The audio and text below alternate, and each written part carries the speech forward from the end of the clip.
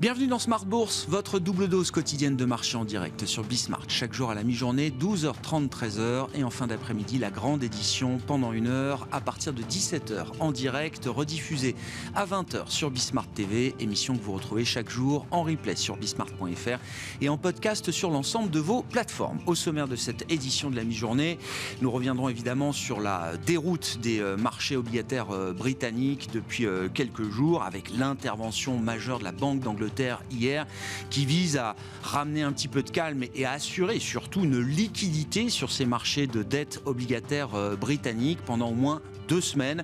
La Banque d'Angleterre s'engage à acheter jusqu'à 5 milliards de livres d'obligations britanniques pour assurer cette liquidité en attendant que le politique prenne le relais, car la crise de confiance majeure qui est en train de traverser le Royaume-Uni est bel et bien une crise politique, il faut le comprendre ainsi, et c'est vrai qu'il était important d'entendre les paroles de la Première ministre Liz Truss ce matin qui s'exprimait dans les médias britanniques et qui pour l'instant ne change pas d'un iota son discours et sa volonté de poursuivre son plan stratégique, tout pour la croissance. Liz Truss a confirmé que le gouvernement avait fait les bons choix et que le plan du gouvernement qu'elle dirige aujourd'hui est le bon. Voilà donc où on en est aujourd'hui. La séquence sera à suivre encore pendant plusieurs semaines bien sûr, avec une prochaine réunion de la Banque d'Angleterre fixée le 3 novembre et une date de présentation du budget global qui a été confirmée jusqu'à présent le 23 novembre prochain. Voilà pour la situation britannique. Du côté des marchés actions, rien de très bon aujourd'hui. On est en baisse sur les indices majeurs en Europe. Néanmoins, on constate que dans ce contexte chahuté, l'introduction en bourse de Porsche se déroule plutôt bien avec un titre Porsche qui est en progression de 2,5-3% sur le marché allemand aujourd'hui, alors que le DAX, lui, est en baisse d'un peu plus de 1% actuellement. Et puis à propos d'Allemagne, nous aurons connaissance du nouveau chiffre d'inflation pour l'économie allemande au mois de septembre. La première estimation avec une attente autour de 10% qui devrait conforter l'idée que la Banque Centrale Européenne montera encore ses taux de 75 points de base le 27 octobre prochain. On a aujourd'hui 13 membres du Conseil des gouverneurs de la Banque Centrale Européenne qui doivent s'exprimer ou qui se sont déjà exprimés. C'est beaucoup plus que nécessaire pour comprendre effectivement qu'il y aura sans doute encore une jumbo hike du côté de la BCE à la fin du mois d'octobre.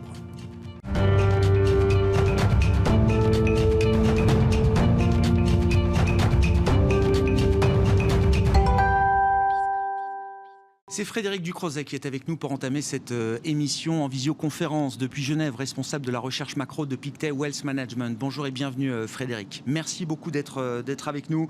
Le Royaume-Uni et le marché obligataire britannique notamment est passé au bord de la crise cardiaque hier, Frédéric. Est-ce qu'on peut le dire ainsi?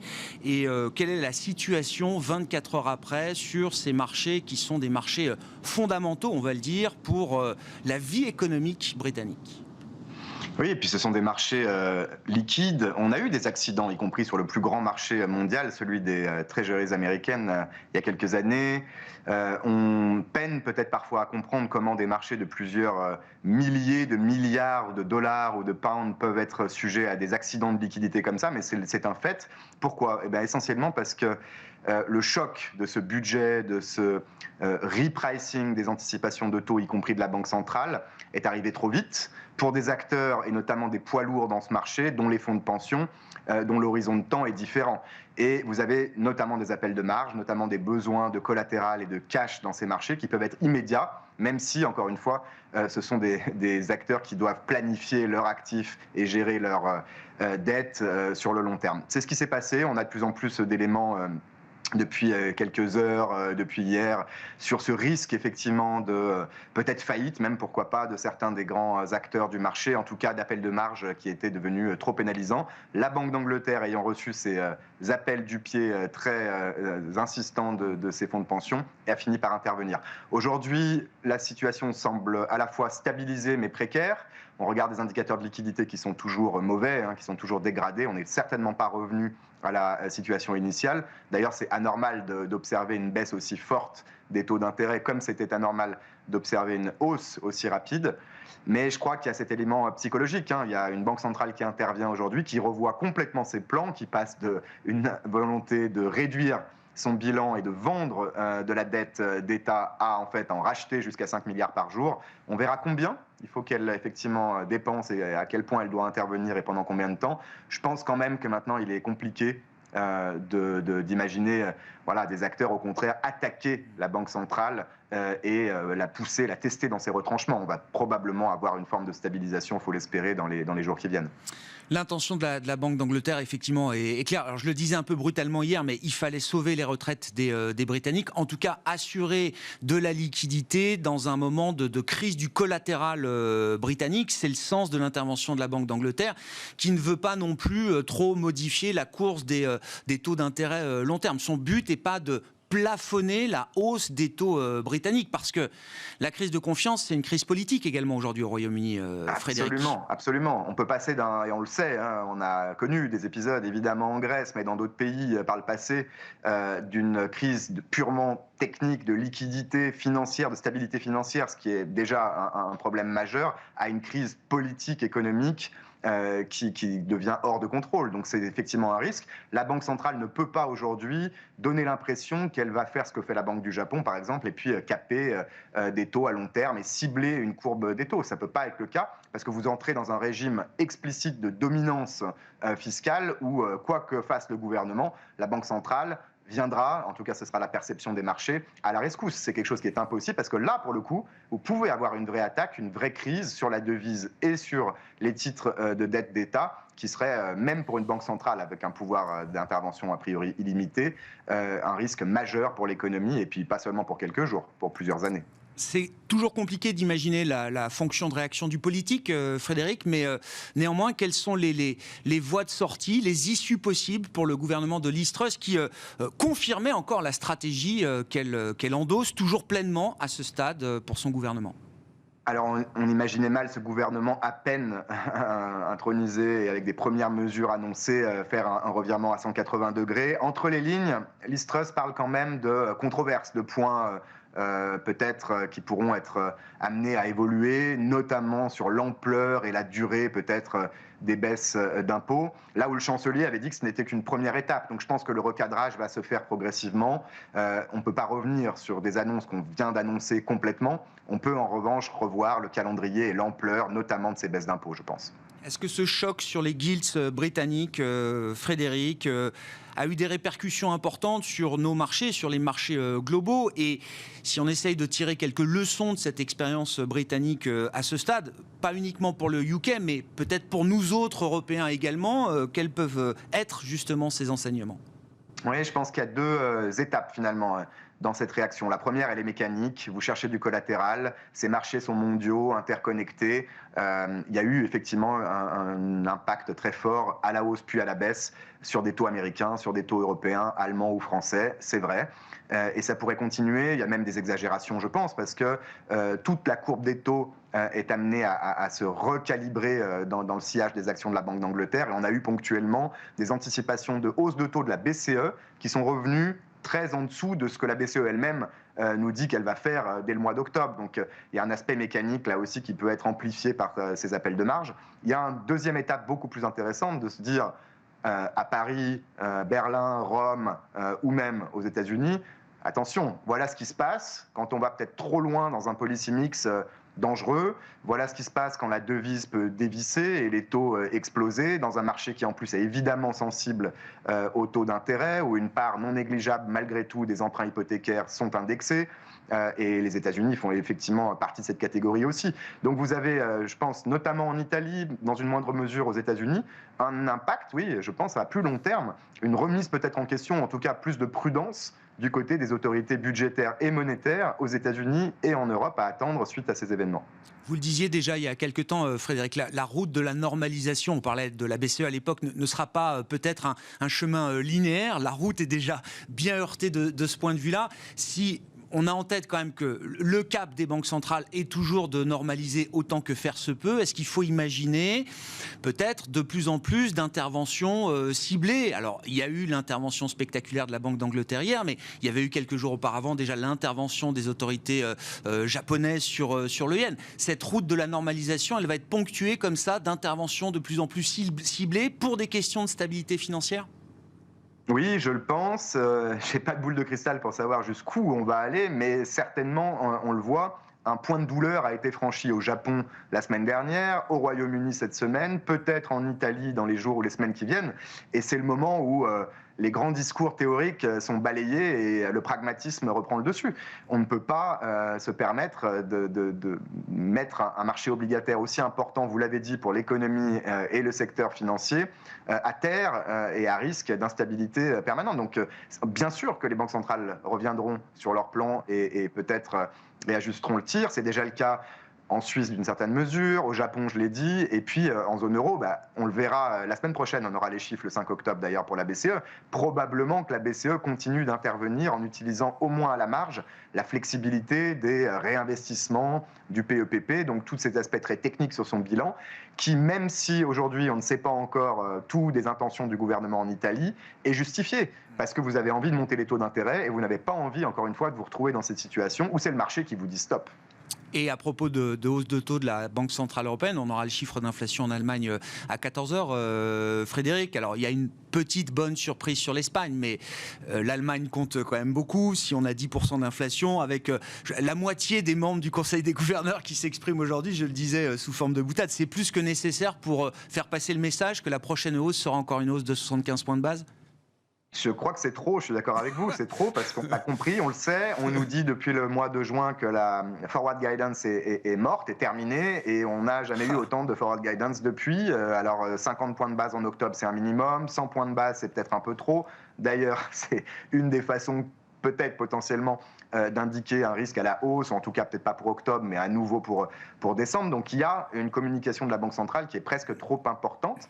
Je l'écoutais encore hier, Frank Elderson, qui est aussi un membre du comité exécutif de la BCE, et qui disait « Nous allons monter les taux dans les prochains mois ». Ce n'est pas compte tenu de la croissance ou de l'inflation, à condition que… Non, nous allons monter les taux de façon inconditionnelle. Donc on le comprend bien. Tant qu'on peut, ils le feront. L'inflation va être proche de 10% en Allemagne, vous l'avez dit. Surtout, l'inflation sous-jacente demain sera au-dessus de 4,5% en zone euro, peut-être ponctuellement vers 5% d'ici le mois octobre.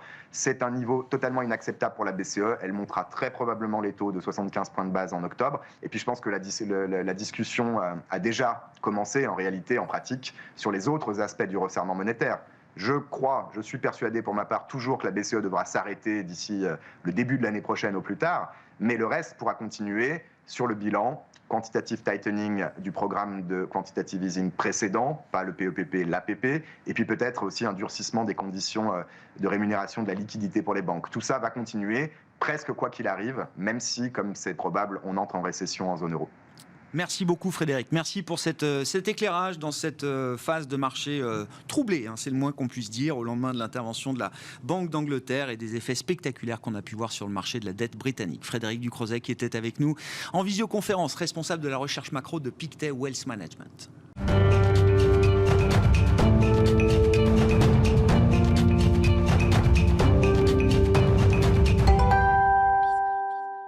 Et nous allons poursuivre cette discussion en plateau, cette fois avec Jean-Jacques Oana, consultant indépendant et membre du board de la FinTech AI for Alpha. Bonjour et bienvenue Jean-Jacques. Bonjour Grégoire. Crise de confiance, crise de change, crise de la dette souveraine, ici et là. Comment est-ce qu'il faut réfléchir à cette mécanique ? Parce que oui, l'exemple britannique est spectaculaire, exacerbé, mais d'autres pays sont sous pression. Le cas britannique n'est pas unique aujourd'hui dans le monde, loin de là. Comment ça se passe, une crise de confiance, et comment on en sort ? En fait, on est en train, à travers de cet événement de marché, de redécouvrir les fondamentaux. Et les fondamentaux économiques, on le sait très bien pour les pays émergents, c'est comment un pays fait défaut sur sa dette. Et on sait c'est assez simple finalement, il y a deux méthodes pour faire défaut sur la dette. Soit vous avez des ajustements possibles sur la devise, à ce moment-là vous avez une dévaluation monétaire d'ampleur. Plus récemment, c'était plutôt la méthode utilisée.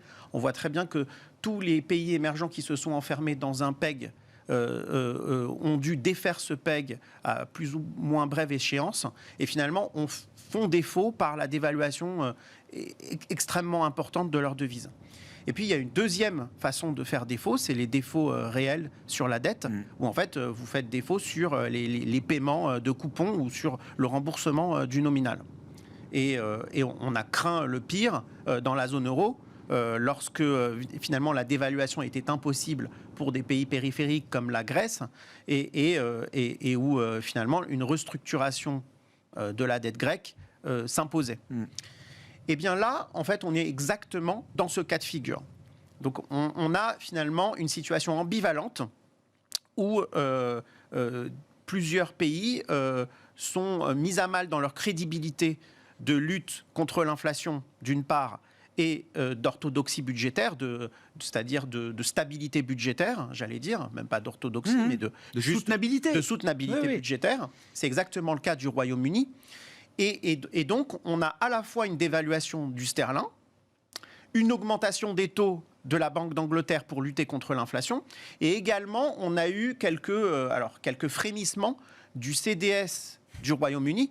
Alors pour l'instant à des niveaux qui sont très très bas par rapport au CDS italien, ce qui montre bien qu'il y a une vraie différence, que le marché... L'assurance, oui, le absolument. coût de l'assurance contre le risque de défaut, en l'occurrence d'un État souverain britannique ou italien. Voilà, qui contrôle, donc l'État britannique contrôle sa devise, et on l'a vu hier, donc elle a capacité à tout moment d'acheter le gilt et de garantir finalement aux prêteurs le remboursement de la dette. Mais par contre, elle le fait au sacrifice de sa devise. Et donc, c'est exactement ce qui se passe finalement, parce que pour remettre en perspective les mouvements qu'on a depuis le début de l'année, on a une baisse de 20% depuis le début de l'année de la dette du Royaume-Uni à 10 ans. Bon, c'est absolument considérable, ça dépasse l'entendement. Et hier, on a eu 100 points de base de baisse de taux sur le 30 ans à la suite de l'intervention de la Banque d'Angleterre. C'est le genre d'événement, la probabilité de ce genre d'événement est de 0. Oui. Pour dire les choses grossièrement. Oui. On ne sait pas l'évaluer. Voilà. On ne sait pas l'évaluer. Dans les modèles de risque, et d'ailleurs, ça met des modèles de value at risk en danger, parce que c'est le genre d'événement, probabilistiquement parlant, qui est normalement microscopique. Alors, on ne peut pas intégrer dans une stratégie. Les deux mouvements sont absolument dépassent l'entendement, c'est-à-dire la baisse depuis le début de l'année. Donc c'est des baisses successives. Et la remontée du gilt à 30 ans hier, sous l'effet de l'intervention de la Banque d'Angleterre. On est sur des mouvements typiques de pays émergents. C'est ça. Mais pas de pays du G7. Alors Larry Summers, il dit « It's a submerging market ». C'est pas un marché émergent, il dit c'est le Royaume-Uni est devenu le price action de marché, renvoie le message que le Royaume-Uni est vu comme un marché submergé d'une certaine manière. Absolument, et d'ailleurs Larry Summers, il avait tout vu, j'allais dire, depuis finalement ce dernier cycle. Donc ancien économiste évidemment, et notamment ancien secrétaire américain au Trésor, et chercheur bien sûr, avec une dimension académique, oui bien sûr, oui, mais qui a été aussi au Trésor aux manettes. Et finalement, qu'est-ce qu'il a dit ?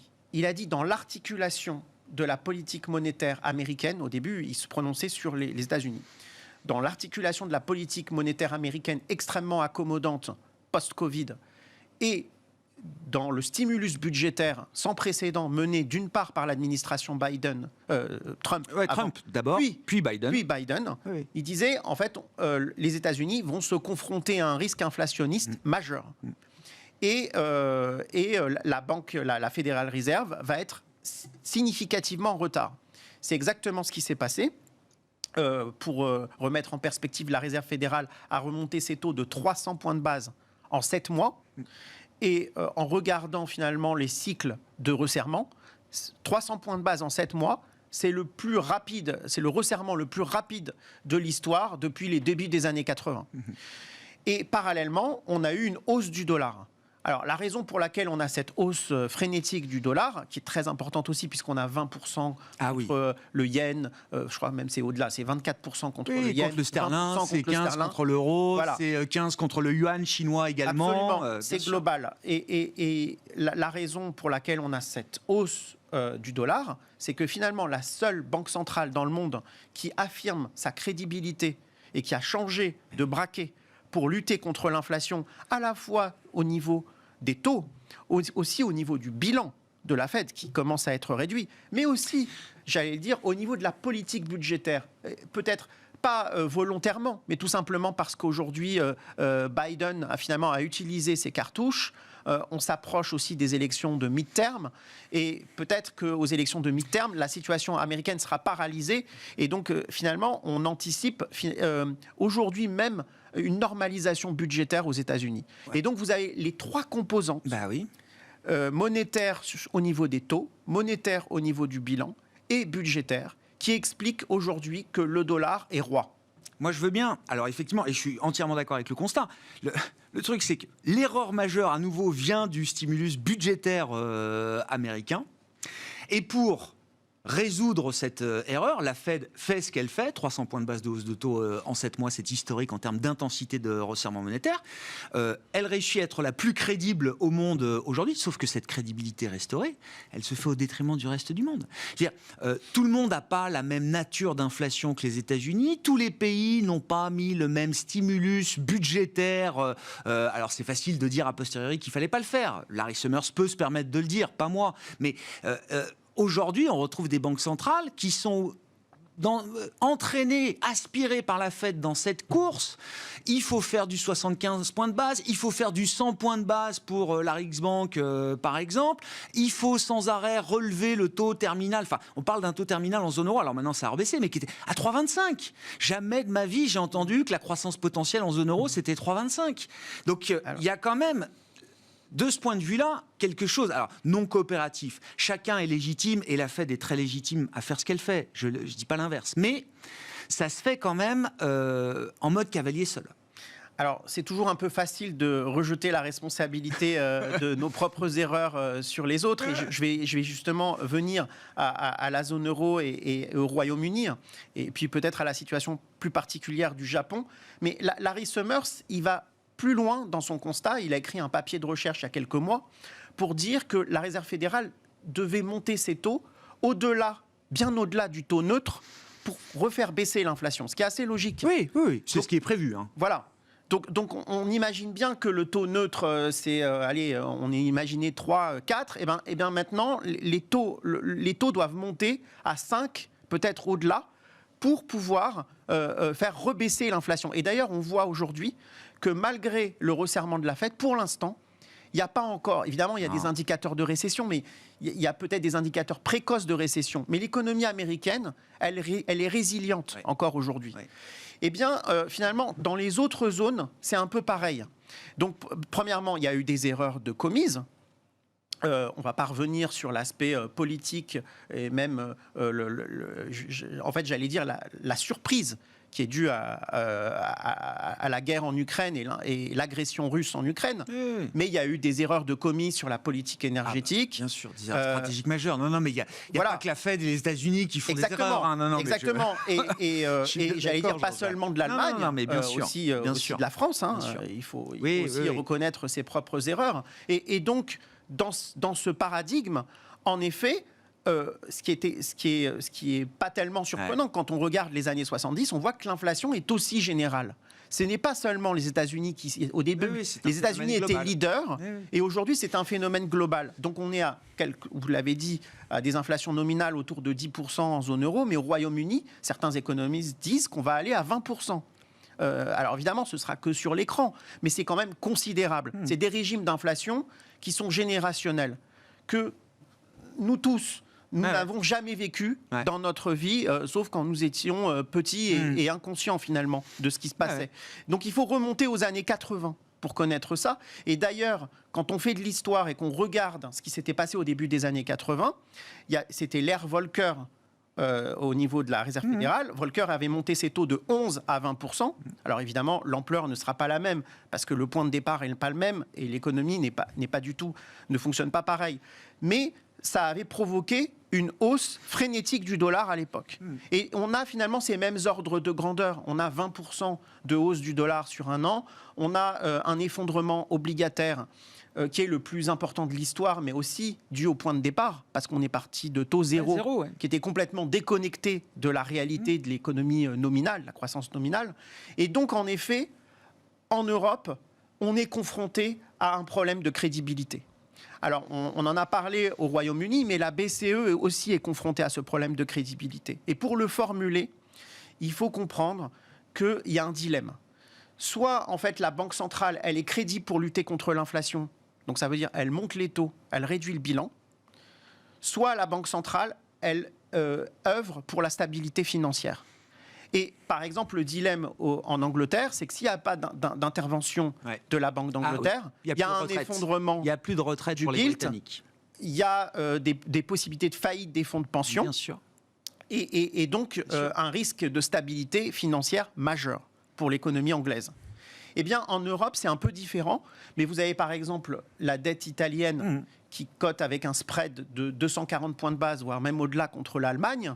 C'est plus que la crise financière du Covid, où il y avait eu des interventions. Et donc aujourd'hui, on a le même dilemme en réalité, qui est formulé différemment, mais qui se pose aussi. Donc on voit très bien que la Banque centrale européenne doit soit sacrifier sa légitimité en tant que garante de l'inflation, ou alors sa légitimité en tant que garante de la stabilité financière. Voilà un dilemme cornélien et qui explique en réalité la baisse soutenue de l'euro. Parce que finalement, les marchés ne croient pas à cette crédibilité. Et il n'y a pas d'autre choix que de courir les deux objectifs à la fois aujourd'hui. Oui, et donc ça explique les mouvements de change. Je comprends, cette volatilité. Et j'allais même dire, sur la politique budgétaire, c'est la même chose. En fait, vous avez aujourd'hui des boucliers énergétiques. Ça a été évalué par l'Institut Bruegel. Au Royaume-Uni, vous êtes à 6,5% de coût en pourcentage du PIB. Et dans la zone euro, sur différents pays, vous êtes à 3%. De manière structurelle. 3%, c'est 80 milliards. Donc on voit très bien que les économies de bout de chandelle qu'on a pu faire, c'est 80 milliards d'un coup par an, le bouclier énergétique en France. Mais c'est la même chose dans tous les autres pays de la zone euro. Donc en réalité, voilà le dilemme auquel nous sommes confrontés, c'est que finalement ce mix de politique budgétaire et de politique monétaire, il ne peut jamais aller dans un seul sens. Il est obligé de poursuivre deux objectifs contradictoires en même temps. Une minute pour conclure sur un aspect de marché qui est pas minime. Les opérateurs qui arrivent à capter le mieux ces tendances et cette volatilité, ce sont les hedge funds. Les hedge funds s'en sortent bien, voire très bien cette année. Vous suivez ça de près, oui, je sais. Alors absolument. Alors c'est un certain type de hedge funds. C'est les hedge funds qu'on appelle les global macro, ou ceux qui capturent des tendances, les CTA. C'est des hedge funds systématiques. Et en effet, ils ne sont pas plantés, là. On a des tendances générationnelles dans les marchés. Ils sont à plus 30% depuis le début de l'année. Donc les CTA systématiques sont à plus 30% depuis le début de l'année. C'est la meilleure performance, encore une fois, générationnelle depuis 20 ans. Et ce n'est pas étonnant. Et ils ne le font pas sur les actions, parce qu'il ne se passe rien sur les bourses. Devises et taux. Voilà. Devises, taux, et dans une certaine mesure, l'énergie sur les matières premières. Le reste, pas grand-chose à se mettre sous la dent. Merci beaucoup Jean-Jacques. Merci pour cette analyse de marché, encore une fois, dans une ambiance compliquée, chaotique. C'est le retour des fondamentaux, voilà ce que vous disiez effectivement au cours de cet entretien. Jean-Jacques Ouana, consultant indépendant et membre du board de la FinTech AI for Alpha, qui était avec nous en plateau pour cette demi-heure d'émission à la mi-journée. On se retrouve ce soir à 17h pour un nouveau numéro de Smart Bourse en direct sur Bismart.